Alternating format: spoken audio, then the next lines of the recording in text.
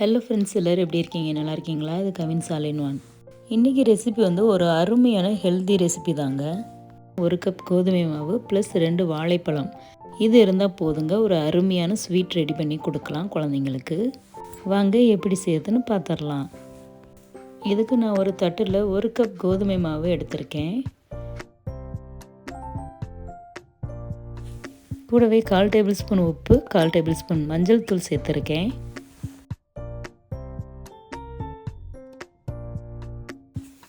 அரை கப் அளவுக்கு வெல்லம் சேர்த்துருக்கேன். நீங்கள் வெல்லம் தான் சேர்க்கணுன்னு இல்லை, நாட்டு சர்க்கரை கூட சேர்த்துக்கலாம்.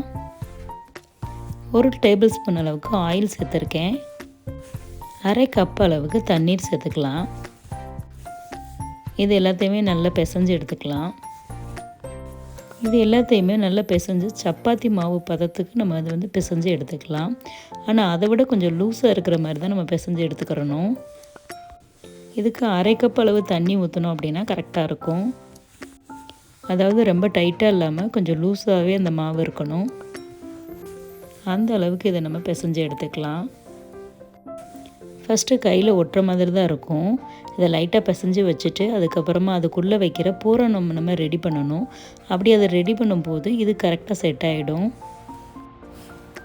பாருங்கள், இந்த அளவுக்கு பிசையும் போதே நம்ம கையில் ஒட்டுற மாதிரி தான் இருக்கும். ஆனால் அதுக்கப்புறம் செட் ஆகிடும். இது ட்ரை ஆகாமல் இருக்கிறதுக்கு கொஞ்சம் ஆயில் தடவிக்கலாம்.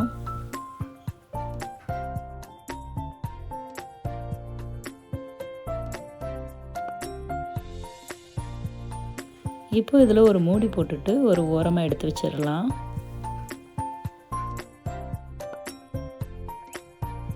இந்த பூரணம் செய்கிறதுக்கு நான் 2 நேந்திரம்பழம் எடுத்திருக்கேன்.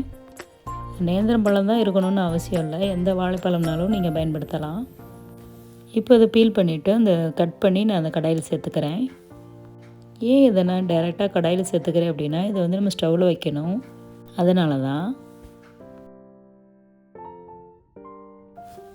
இப்போ இது எல்லாத்தையுமே நல்லா கட் பண்ணி இதில் சேர்த்துக்கலாம்.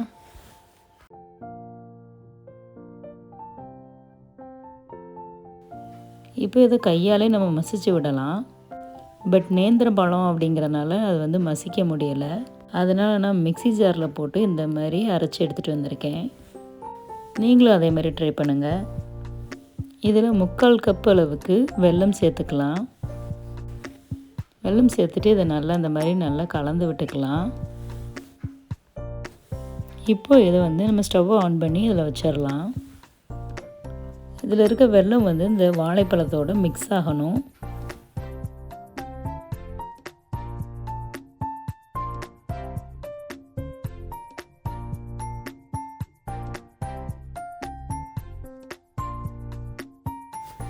இப்போ இதோட ஒரு அரை கப் அளவுக்கு நான் வந்து தேங்காய் துருவல் சேர்த்துக்கிறேன்.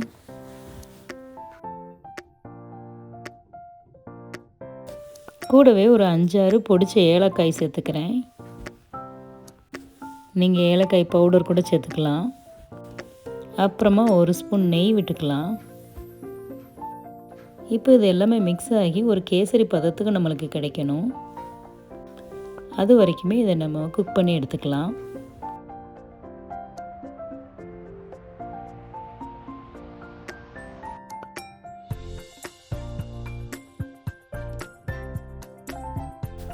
இது ஒரு கேசரி பதத்துக்கு வந்தாச்சு. இப்போ ஸ்டவ் ஆஃப் பண்ணிக்கலாம். இப்போது நம்ம ரெடி பண்ணி வச்ச கோதுமை மாவை எடுத்துக்கலாம். பாருங்கள், முன்னாடி வந்து கையில் ஒட்டுற மாதிரி இருந்துச்சு, ஆனால் இப்போ வந்து கையில் கொஞ்சம் கூட ஒட்டலை. இப்போ இந்த மாவை இன்னும் நல்லா பிசைஞ்சு எடுத்துக்கலாம்.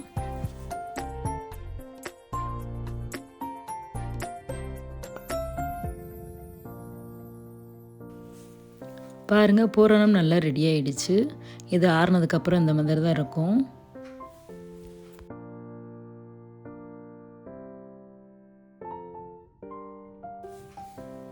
பாருங்கள், கையில் கொஞ்சம் கூட ஒட்டலை. இப்போ நம்ம பிசைஞ்சு வச்ச மாவில் வந்து இதை உருண்டைகளாக பிடிச்சு எடுத்துக்கலாம். சப்பாத்திக்கு நம்ம எப்படி உருண்டை பிடிப்போமோ அந்த மாதிரி இதை வந்து உருண்டைகளாக எடுத்துக்கலாம். 1 கப் மாவில் 6 உருண்டைகள் நம்மளுக்கு கிடைக்கும்.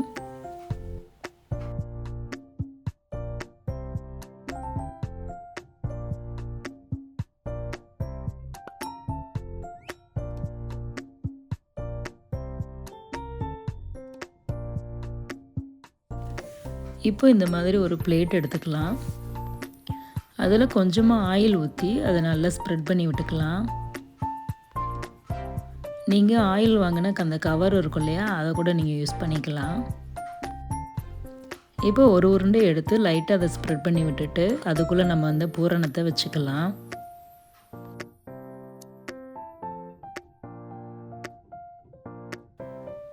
இந்த மாதிரி வச்சுட்டு அதை ஃபுல்லாக க்ளோஸ் பண்ணி விட்டுக்கலாம்.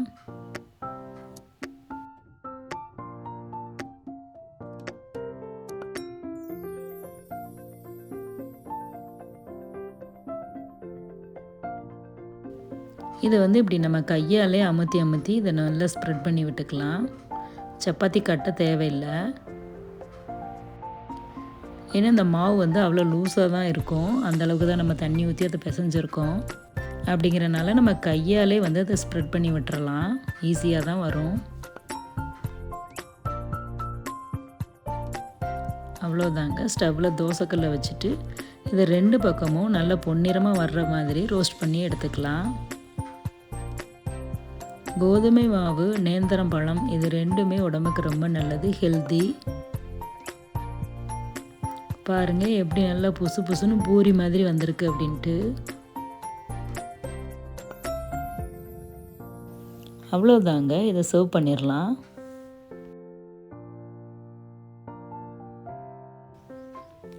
இந்த மாதிரியே அடுத்த உருண்டைகளும் இதே மாதிரி ஸ்ப்ரெட் பண்ணி விட்டுட்டு நம்ம 2 பக்கமும் ரோஸ்ட் பண்ணி எடுத்துக்கலாம்.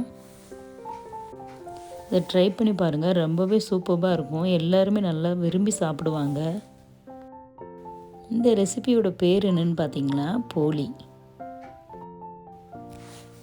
யூஷுவலாக மைதா மாவு வச்சு போலி பண்ணுவாங்க. அது மாதிரி இல்லாமல் கோதுமை மாவு, இந்த வாழைப்பழம் இந்த மாதிரி செஞ்சு கொடுங்க. உடம்புக்கு ரொம்ப நல்லது, ஹெல்தி. இதில் நம்ம வந்து ஒயிட் சுகரோ வேறு எதுவுமோ நம்ம மைதாவோ எதுவுமே நம்ம சேர்க்கலை. அதனால் இதுக்கு உடம்புக்கு ரொம்பவே சத்தானது.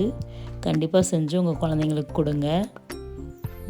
ட்ரை பண்ணி பார்த்துட்டு எப்படி இருந்தது அப்படின்னு கமெண்ட்ஸில் சொல்லுங்கள். ஒரு தடவை செஞ்சு பார்த்தீங்கன்னா திரும்ப திரும்ப செய்வீங்க. அந்த அளவுக்கு இது ரொம்பவே டேஸ்ட்டாக இருக்கும். வீடியோ பிடிச்சிருந்தா ஒரு லைக் கொடுங்க. மறக்காமல் சப்ஸ்கிரைப் பண்ணிக்கோங்க. ஃப்ரெண்ட்ஸுக்கு ஷேர் பண்ணுங்கள். தேங்க்ஸ் ஃபார் வாட்சிங்.